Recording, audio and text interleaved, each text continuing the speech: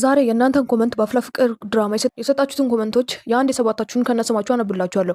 እንግዲህ የእናንተም ኮመንት ከሆነ የተነበበው አለን በሉ በኮመንት ሌሎቻችሁም በእነዚህ ሰዎች ሀሳብ ከተስማማችሁም ካልተስማማችሁም በኮመንት አሳውቁን እና አፍላ ፍቅር ውሳኔውን ይሰጣችኋል። ይህንን ቪዲዮ ሰብስክራይብ እና ላይክ በማድረግ ጀምሩት። እንግዲህ የመጀመሪያው ኮመንት አፊያ ምናለች? ሚኪ ከድራማው አይውጣ የምትሉ በላይክ ይላል።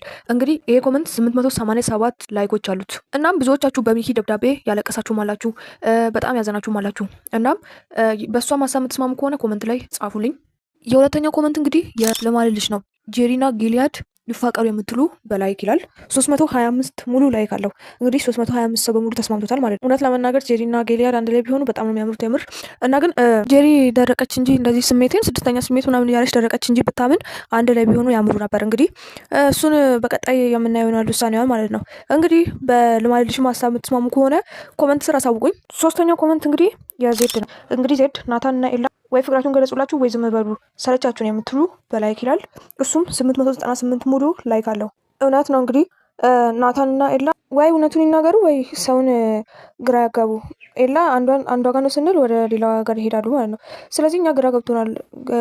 እኔ እንግዲህ ሙሉ በሙሉ በዜድ ሀሳብ እስማማለሁ ማለት ነው። እናንተም ደግሞ የምትስማሙ ከሆነ ኮመንት ስር እንስማማለን ብላችሁ ጻፉ። አራተኛው እንግዲህ የሳዕዳ ኮመንት ነው። ሳዕዳ እንግዲህ ያሬድ እያስመሰለ ነው ቤዛን አልጠላትም የምትሉ ብላ ኮመንቱ 1000 ላይክ አለው ማለት ነው።